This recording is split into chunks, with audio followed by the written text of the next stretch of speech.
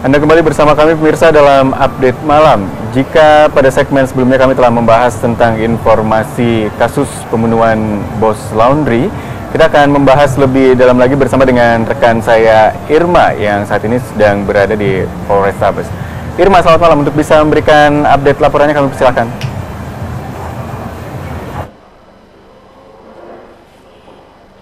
Ya pemirsa SBO TV, saat ini saya tengah berada di Satreskrim Polrestabes Surabaya, di mana untuk bisa memberikan informasi terkait dengan update perkembangan kasus pembunuhan seorang wanita yang Kamis pagi kemarin telah ditemukan di kawasan sekitaran PT Maspion 4 Rumo Kalisari Surabaya, di mana Kamis pagi kemarin menurut informasi atau laporan yakni warga yang juga melaporkan kepada pihak kepolisian bahwasannya pemulung pada sekitaran pukul 6 pagi menemukan jasad atau mayat seorang wanita yang akhirnya juga berhasil diungkap bahwasannya seorang wanita tersebut adalah pemilik atau bos daripada laundry yang berada di kawasan Surabaya Barat. Dan untuk Jumat pagi ini tadi, tim Resmob dari Polrestabes Surabaya telah berhasil mengungkap kasus pembunuhan yang menimpa seorang atau pemilik daripada bos laundry tersebut, yang akhirnya berhasil diungkap bahwasannya ada 2 pelaku atau tersangka yang telah berhasil ditangkap saat hendak pulang ke kampung halamannya di kawasan Pelabuhan Gresik menuju ke Tambak Bawean, Pulau Bawean Gresik. Dan saat ini untuk mendapatkan informasi secara lebih detail terkait dengan kronologis daripada kasus pembunuhan tersebut dan juga kronologis daripada penangkapan tersangka, saat ini saya tengah bersama dengan Kasat Reskrim Polrestabes Surabaya AKBP Sudamiran. Ya, selamat malam Bapak. Selamat malam. Assalamualaikum warahmatullahi wabarakatuh. Ya, Bapak, terkait dengan kasus pembunuhan yang telah menewaskan seorang wanita bos laundry di kawasan Surabaya Barat, ini boleh dipaparkan Pak kronologis daripada pembunuhan telah didapatkan dengan informasi pemeriksaan daripada pelaku yang telah ditangkap? Iya, yang pertama pada hari Kamis tanggal 17 Januari 2019 sekitar jam 7-an, Polsek Mendowo mendapatkan laporan atau informasi dari seorang pemulung bahwa di pinggir Jalan Romo Kalisari di depan Maspion 4 diketemukan atau diduga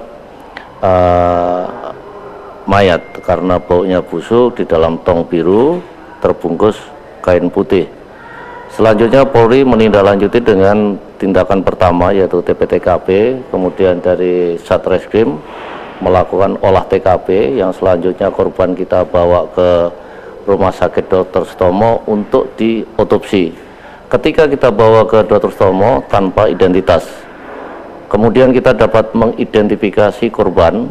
Setelah dapat mengidentifikasi korban, ternyata korban adalah seorang perempuan yang umur sekitar 51 tahun dan kemudian mempunyai usaha 2 tempat yaitu laundry di Sememi dan di Simpang Darmo Permai Selatan.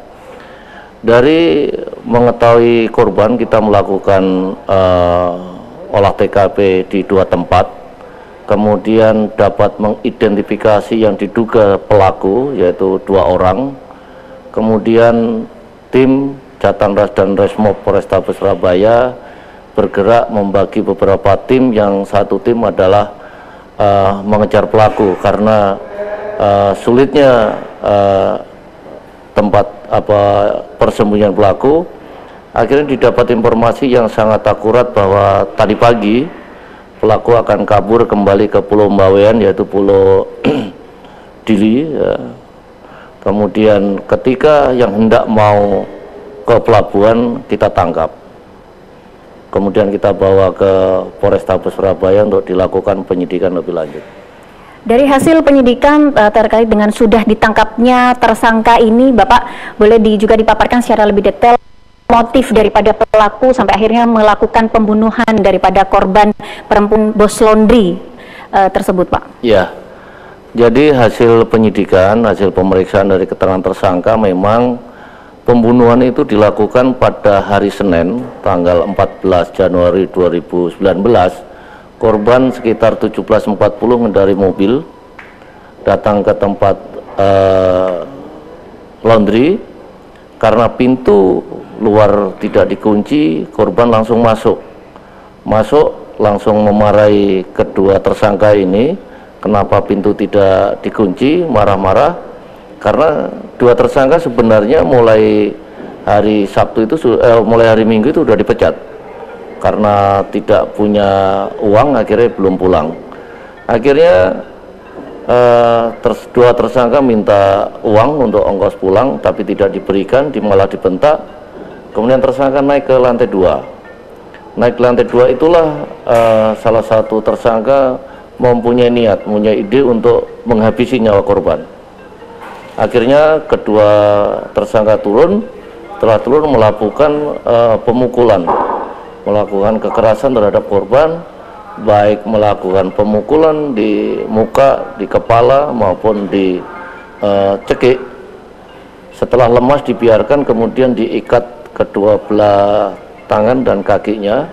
Setelah itu dibungkus kain spray yang di laundry itu dari kedua hotel itu. Setelah dibungkus kain, kemudian dimasukkan kepada tong.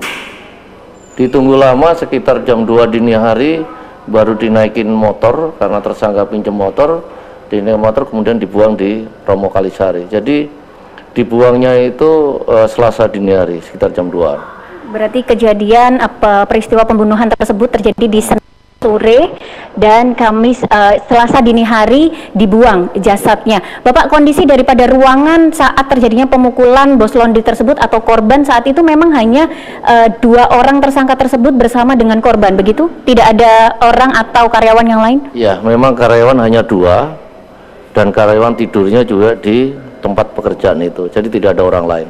Tepatnya di kawasan laundry yang cabang mana, Bapak? Bapak tadi sempat menyebutkan 2 alamat. Darmo Permai. Di Simpang Darmo Permai Selatan.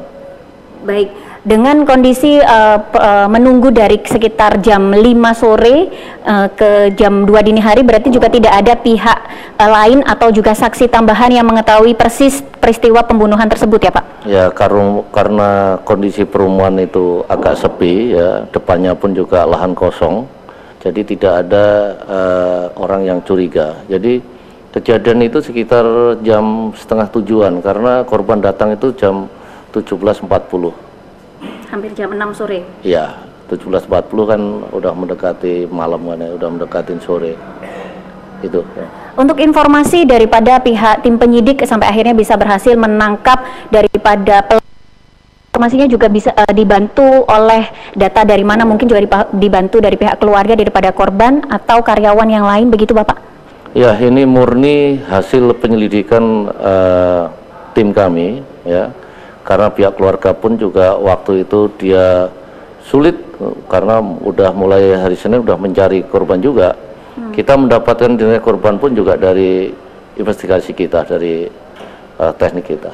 Baik, untuk saat ini pelaku tengah diamankan, nantinya boleh dipaparkan juga Bapak terkait dengan pasal yang harus dibebankan kepada pihak tersangka. Ya, kedua tersangka kita jerat atau kita kenakan pasal pembunuhan dengan direncanakan, yaitu pasal 340, kita subsidiarkan dengan pasal pembunuhan, yaitu 338 KUHP, dan juga ada karena dihabisin barang-barang korban diambil, yaitu 2 HP sama uang 2.400.000, akhirnya kita kenakan dengan pasal 365 KUHP. Berarti ada pasal tambahan selain pembunuhan ya Pak? Ya, betul. Baik. Terima kasih Bapak AKBP untuk informasinya terkait dengan kasus pembunuhan yang juga menewaskan seorang wanita, yakni pemilik atau bos laundry di Jalan Darmo Permai Selatan, Surabaya. Baik, informasi secara langsung saya laporkan dari Irma dan Putra. Kita kembali ke studio bersama Dista.